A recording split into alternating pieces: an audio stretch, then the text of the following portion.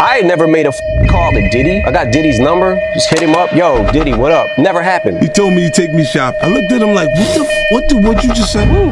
This is a tight one. And the winner is Eminem, the Eminem Show. Wait, he didn't just spell the word rapper and leave out a P, did he? Yep. Diddy turned you down. Yeah. So how did the meeting go, and then what did Diddy say? Why did he turn you down? Okay. So I was like 11 or 12 at this time.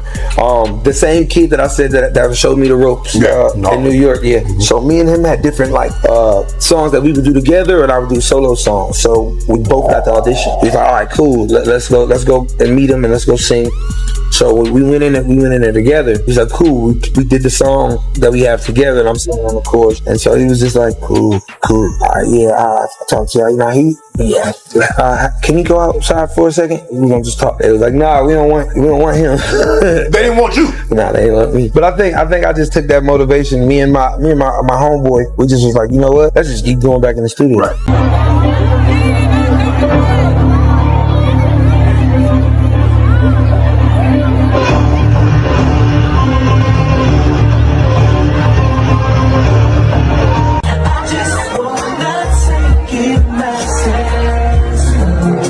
We get into the office, so we do the performance, like we nervous, but we just do the shit. Boom, all right.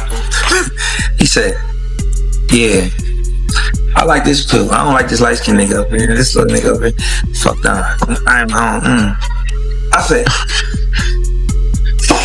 that's just melted in that goddamn office at 12. I said, look, I'm fucked up. And you're 12 years old. Yeah. But so, I gotta ask. Yeah.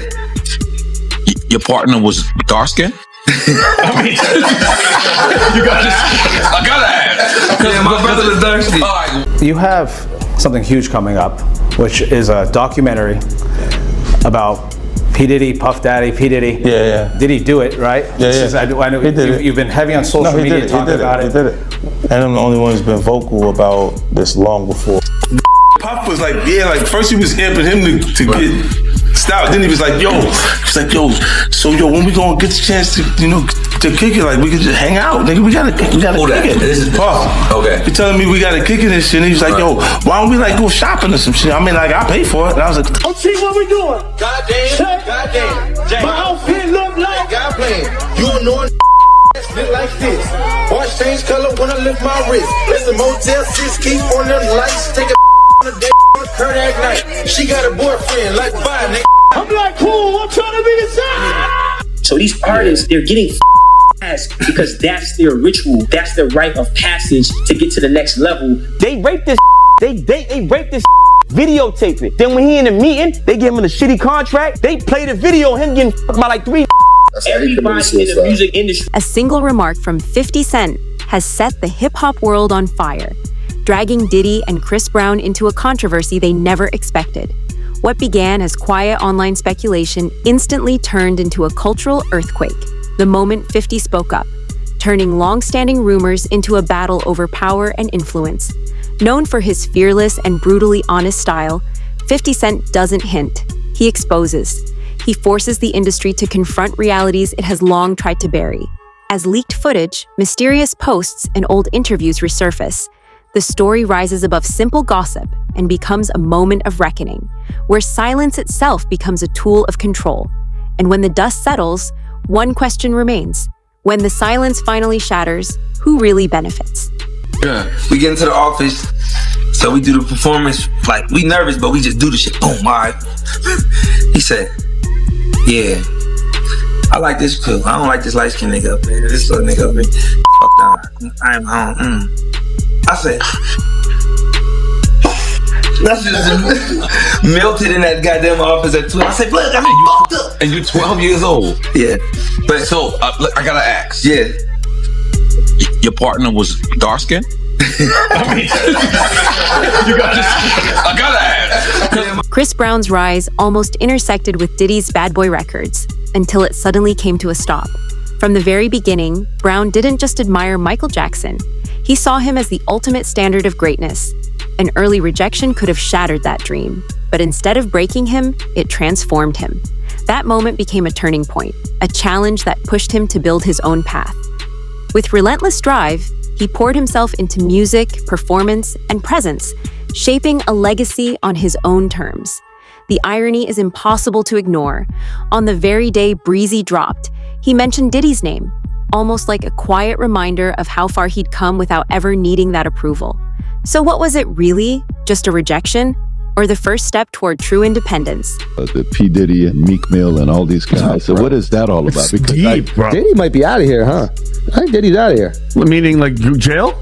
Nah, jail would be crazy, but I think like career-wise. Canceled, officially, done? Yeah, I think it's over. I think there's a difference between being canceled and being a criminal. Yeah, it's a big difference, right? Because I don't know if R. Kelly got canceled. They keep canceling me for raping.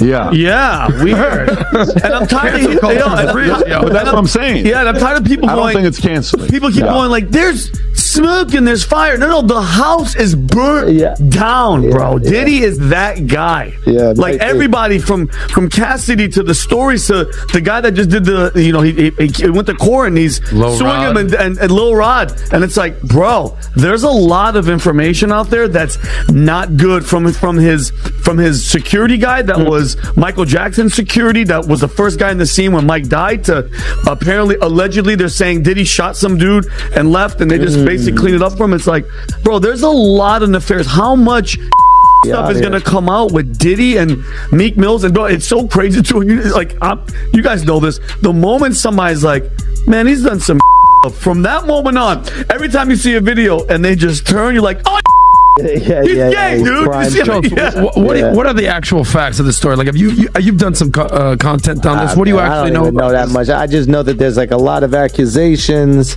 There's some I guess Me Too-esque stuff. Obviously, there's stuff with Cassie. Maybe other people coming out. And but that being said, I think he just won a lawsuit with his like liquor company.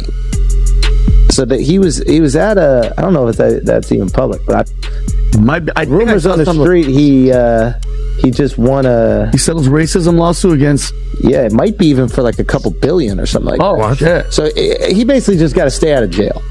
And then he can go off into the sunset. Well, he settled with Cassie in like a minute, and that was his girl for like a decade or so. I don't know if he settled with her in a minute. Like, in order for that information to hit the blogs, they're probably going back and forth for a while, and then he's not paying. And they're like, I'm talking. Well, I'm going to talk. And then they're like, no, you're not. Okay. And then she did, and now 30 million.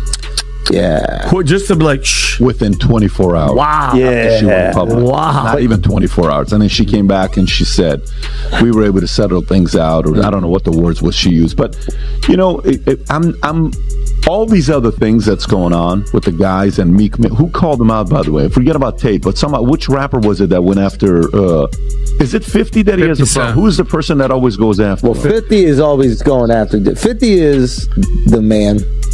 But 50 is, and if you're on 50's bad side, bro, God bless you, man. May God protect you, because he is not letting that foot off your neck ever. Yeah, with Floyd, Ja Rule, Floyd Mayweather, he does not play games, bro. Also, one of the most charismatic dudes I've ever met. No shit. So 50's developing a documentary on Diddy allegations, vows to donate proceeds.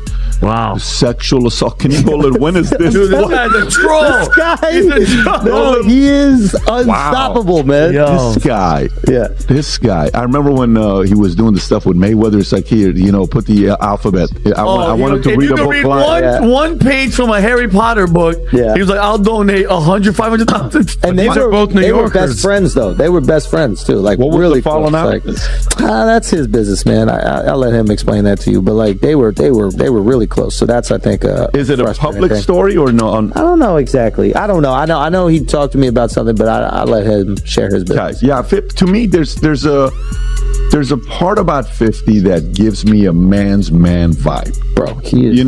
That's the vibe I get from him. And even the way he edifies Eminem.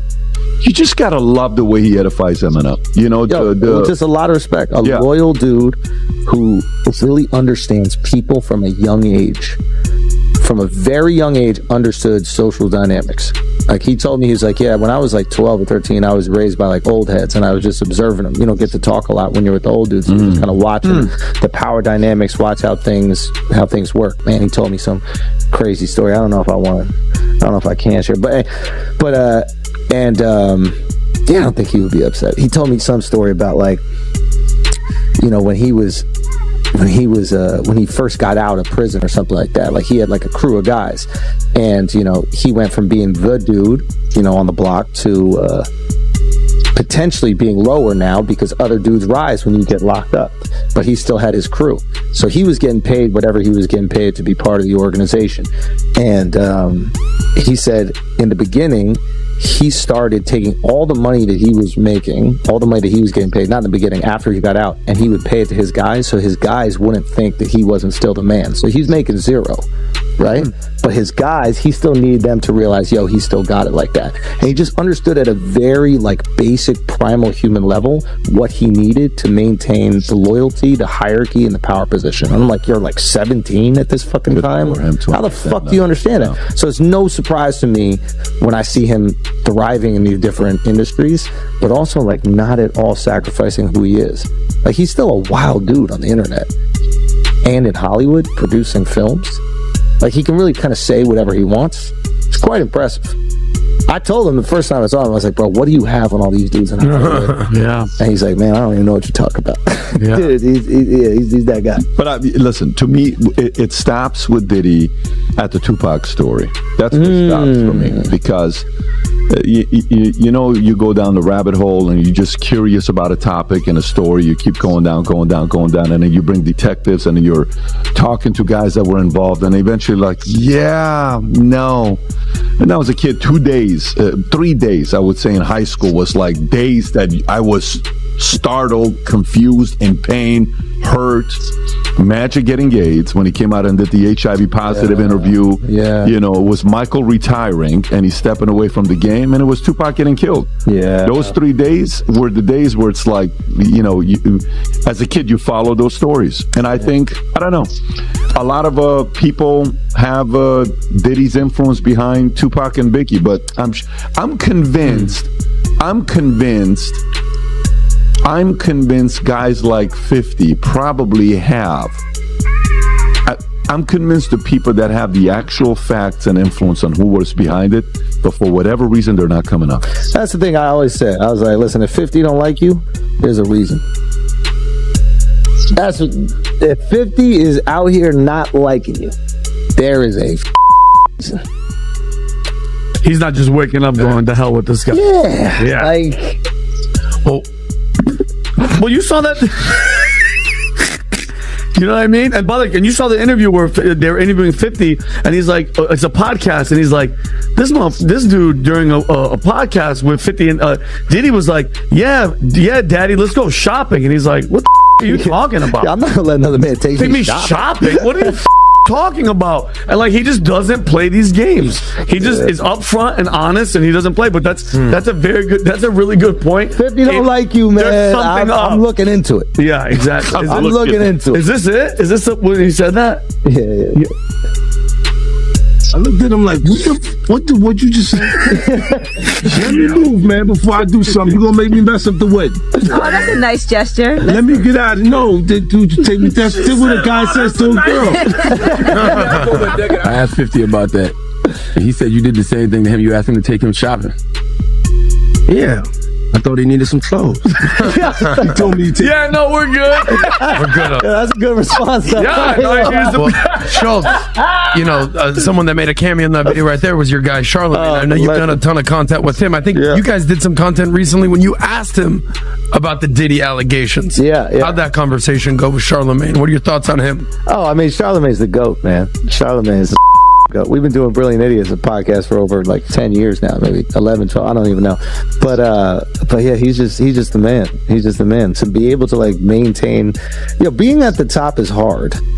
And to maintain your spot at the top for over a decade.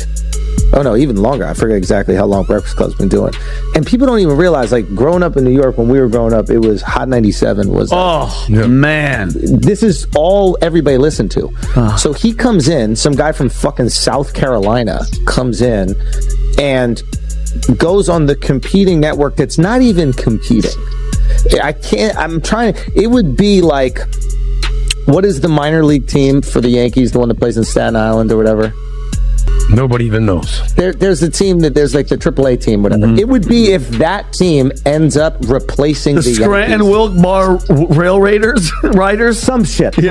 Whatever. Like that's literally how much of a leap they made. It was, and now Hot 97 is obsolete. Straight up. And I mean, you look at like what's the fact that you guys don't even know it. Like this was the radio Hot 97 every day. That's my word. Come on, bro. Yeah. Who was it? Who was the? Everybody and their mother was on Flex, Angie Martinez, Star and Buck Wild. I mean, it was just. And they would have like Jay-Z. Everybody would go in there, promote, talk, crap, drive with that whole beef. It was insane. It was unbelievable. And the music that they played was absolutely ridiculous. Yeah. They played all the hot stuff. So if you like this clip and you want to watch another one, click right here. And if you want to watch the entire podcast, click right here. Let's see what we doing. Goddamn. My outfit look like goddamn.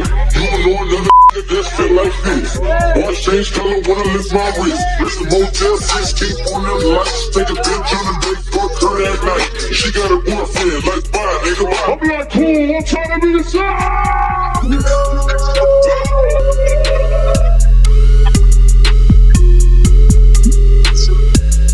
What once existed only in quiet backroom whispers is now echoing across mainstream platforms. For years, stories connecting Diddy to a shadowy inner circle hovered on the edge of credibility, built on anonymous sources and scattered claims. Now, podcasters, former insiders, and public figures are pushing those narratives into the spotlight, drawing uncomfortable comparisons to other powerful networks that once operated behind closed doors. No accusations have been proven, yet the recurring patterns of secrecy are hard to ignore. The atmosphere of excess feels strangely familiar, and as curiosity begins to outweigh verified facts, the boundary between investigation and speculation starts to fade. When whispers become headlines, and one question refuses to disappear. Does the truth finally come into focus, or does the story splinter into something even more complex? We still here, we still doing it. Let's keep it going, brother. Happy to be here. Hey, I had to bring you back, man. The people love you, man. So, it's only right to bring you back. But I want to get right into it, right? Why do you think Diddy haven't been indicted yet? Listen here, bro. It's a term in the legal field that you could indict a ham sandwich. But the Southern District of New York has a 98.2 conviction rate. All right, for those who don't know, if you got 100 people, only 1.28 or something like that, 1.8. Only 1.8 has won against them. So now, what they do, they already got the witnesses, they already got the people, because let me just say something. With the trafficking thing, it only takes one witness to convince the jury. One witness. And we know who that witness is going to be. Cassie. She filed a civil suit against him. So it only takes one, in this trafficking charge, it only takes one witness. Now we got other people like Jonathan Odie, who was one of the workers, that he gave a testimony, or he gave some information to some agents that he was working, doing acts with Cassie, cross states, going back and forth, this, that, and the third. So it only takes one witness. So now, the reason they haven't went after for him, because there's more to get into. It's more to get into. It's not only trafficking, it's the guns, the alleged drugs. And I'm saying alleged because they haven't came out with any formal charges yet. But when they come out with some charges, bruh, and you hit it, the Southern District of New York do not play. And people don't play with them.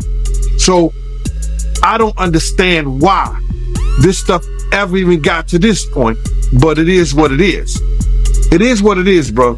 The reason they haven't came down and got him yet, they going through his taxes. You hear what he said? They had all the people that he did business with. That they're gonna go through everything that he did with a fine-tooth comb. And when they set that and they get what they call discovery to his lawyers, he either say, I'm gonna take the time, because if he go to court with it, 9 times out of 10, he gonna spend the rest of his life behind bars. So the reason they haven't did it at this point, it's a lot of paperwork, bro. They got a lot of people working different angles. They got the drug angle. They got the tax angle. They got the, what else? They say the drugs, the tax, and then they got the guns that were found. They got to do a trace on the guns that they were found in the house. And then if you got 250 cameras, there's a lot of footage that them agents got to go through. So they got a lot of work to do, bro. They got a lot of work. What they took, how many years to indict Keefy D? They took a lot of years to indict Keefy D. And now he's sitting in jail. So they got a lot of work to do, bro. And it ain't gonna happen overnight. So I would think that probably in the next two months or so, he might be looking at something, bro. And you said that Diddy, he got over 250 cameras? He had over 200, they found over 250 cameras in his house, man. Damn. Allegedly. That's what they were saying. So you do believe that Diddy is going to prison? Oh, he going to jail, bro. And I don't wish jail on nobody, on the for real. I don't wish jail on nobody. You understand? But they already got their star witness. And you only, for one charge, for the sex trafficking, you only need one witness. One witness. That's crazy. I don't believe R. Kelly. You see what they did to R. Kelly? He went to jail for sex trafficking. He was dating those girls. Those girls was living at his house. Those girls was going back and forth with him willfully. How the hell did he get trafficked? And Diddy don't. Based on Cassie paperwork. As Diddy's story continues to unravel, Chris Brown's early rejection suddenly feels heavier, almost symbolic in retrospect. What once seemed like a minor setback now reads like a quiet warning inside a much larger narrative. Fans are divided. Was missing out on Bad Boy Records a twist of fate or an unconscious escape from a collapsing empire? The contrast is striking. Diddy facing relentless scrutiny, while Chris Brown rises again in an industry where alliances can define or destroy legacies. Seen from this angle, distance may have been his greatest protection. Because sometimes survival isn't about who you stand with, but who you never stand beside. This is Boxer. His name's Twan. He's from our neighborhood. He was married to Tanisha Arnold. So Broad played Pam on Martin Lawrence. We went to the party with her. I mean, it was matter of fact, it was the Set It Off party. Jada Pinkett, Biblical Fox, all of them was there. You know what I'm saying? It was just seemed like Puff and Tupac was like a couple, seemed like to me. It was just a lot of weird shit going on, you know what I'm saying? The vibes ain't there. I guess that's what Tupac was talking about, the Illuminati and shit. It's like Vivica Fox was with this big gay man. He was 6'9". They called him, his name 6'9". He had the red hair with big old booty and shit. Nobody was gay no more. What the fuck is going on here? It's just a lot of weird shit, dude. You know what I'm saying? That shit, it ain't right. You know what I'm saying? I guess that's what Tupac, I guess he wanted to get up out of the Illuminati or something. But I seen her there. Matter of fact, MC Lyte pulled off with Tanisha Arnold. You know what I'm saying? In her brand new 560, black one. Yeah, that shit weird, dude. Yeah, that's some weird ass shit going on, you know? Yeah. And what was Tupac doing at the party, yo? Him and Puff was there together. They was there, you know what I'm saying? That's why I don't know how they fucking fell out or nothing like that. They was road dogs, you know what I'm saying? They even got pictures of him. He got on that blue sweater with the turtleneck. Him and him hugged up like this with the black hat. Have you ever seen that picture? Nah, I don't recall, but I'm pretty sure I came across it. Yeah. That picture there, that they was at that party that day. Yeah, it's just like a bunch of weird shit. That whole fucking, yeah, that shit weird, dude. Yeah, bunch of, it ain't right. You know what I'm saying? I'm not no gay basher or nothing. I mean, none of that shit. That shit ain't right. You know what I'm saying? That whole party was weirdoed out. Yeah, it was Jada Pinkett. But You saying the whole party was weird. What did you see at the party that made it weird? I mean, I'm confused. I guess it was the Illuminati. It's just weird. I know I wouldn't want to be part of no shit like that. You know what I'm saying? You know, I'm from the old school, dude, and that shit wasn't really tolerated with my generation. You know what I'm saying? Yeah, hate crime, yes, but it's more tolerated these days and nothing like that. It's more, you know what I'm saying, more open now, you know what I'm saying? But back then it was kind of fishy, you know what I'm saying? Still kind of fishy, you know, but it's more, you know, out there now. The incident y'all had with Warren G and Kid Frost. Tell me about that, my man. Okay, Kid Frost, they gave a party at the House of Blues. One of our big homeboys wanted to go with us, you know what I'm saying? So he went with us and he said, "Ooh, you ladies have fun." In both Miami and Los Angeles, we're not sure about the charges yet. Right. But it's looking bad. It's looking bad. Now murder, you went in on him. Was it part 3 of the 2023 wrap-up? Yeah, it was part 2 of the wrap-up. Oh, my bad, part 2? Part two of the wrap-up this year, man. Okay. It was part 2. What do you guys think about what's going on? You want my honest opinion? Yeah. I think like people like cause we entertainers, we rappers, musicians, actors, we in a position where we're lucky, we're blessed. You know, if you believe in higher power, if you don't, whatever, you blessed. Definitely right? do. Right? God So is you're good. blessed. So I think like outside looking in, you look at P. Diddy, you like, yo, this dude is a billionaire. And then it's like, all right, cool, when you catch a case and you got all the shit going on, people look at you like, yo, you stupid. What the fuck you was doing that for? Wrong or right. If you didn't do it or if you didn't do it, that's what people's gonna do, because they look at you like, yo, you in a position, because there's people in the hood that wish they was in a position like you to be an entrepreneur. The same thing as Kanye, like with the Kanye West niggas ain't been the same since he did all that Shit shit. been left. But Shit he been might look at it like, fuck it, I'm Kanye, I could do what I wanna do. But at the same time, there's people that look up to you that want to go to the store and purchase your sneakers and want to fuck with you and look up to these dudes. So it's like, you know, that's like a nigga in the hood that catch a stupid case. Niggas like, yo, that nigga was stupid. That nigga was on the block. It was Thursday, Tuesday and Thursday, you know, Tad's out.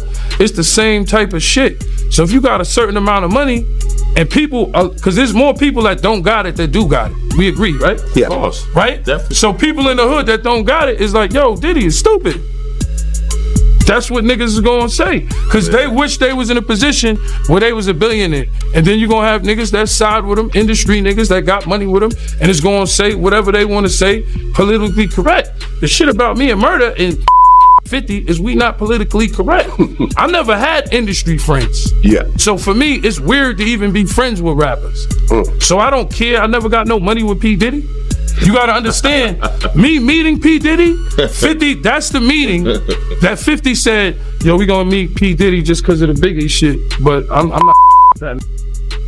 And he sat down and was scared of Preem and them. So you gotta understand, people don't understand the history of 50 and Diddy and what really happened in hip hop, and how is niggas, and we always been hated.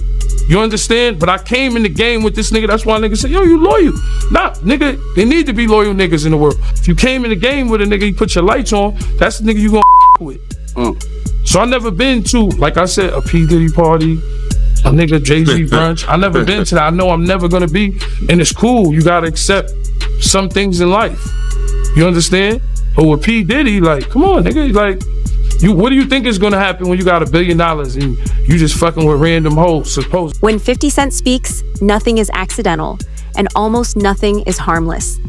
His mix of humor and menace is intentional, calculated. He doesn't frame it as scandal. He presents it as a lesson in control, revealing how influence is maintained through fear, favors, and enforced silence. References to hidden footage aren't threats, they're power plays. 50 isn't chasing attention. He's exposing the hierarchies that keep certain figures untouchable for decades.